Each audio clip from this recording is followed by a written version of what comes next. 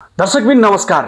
देशको राजनीतिक माहौल तरङ्गित भएको छ। सबैजनाले यस्तो आलोचना गरिरहेको छन् यो सरकारको, जुन बोलेर भनेर साध्य छैन।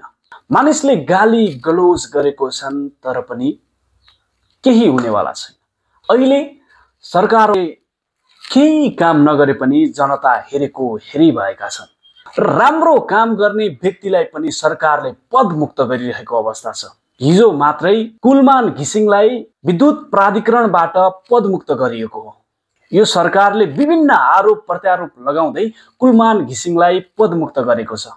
किनभने कुलमान घिसिङले विद्युत प्राधिकरणबाट अवैध रूपमा बिल नतिरेर उद्योग कल कारखाना चलाइरहने व्यक्तिहरूको विद्युत कटौती गरेका थिए। त्यो कुरा सरकारलाई हजम भएन, केपी ओली शर्माको सरकारलाई पचेन। कुलमान घिसिङ पदमुक्त हुँदै गर्दाखेरि विभिन्न व्यक्तिले यसको आलोचना भने एकदमै गरेका छन्। रवि लामी छानेले पनि यसको विरोध गरेका छन् सांकेतिक रूपले।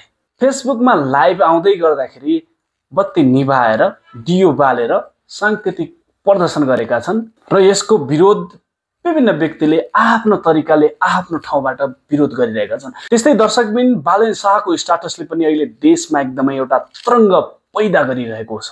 काठमाडौँ महानगरपालिकाका कर्मचारीहरूलाई तलब दिएन भने सरकारका विभिन्न व्यक्तिहरूलाई टुकुचा खोलामा गाड्ने चेतावनी पनि दिएका छन्। के ठीक हो, के सही हो, के गलत हो, त्यो जनताले फैसला गर्न सक्छन् होला त? कमेन्ट गर्नु होला। Thank you so much.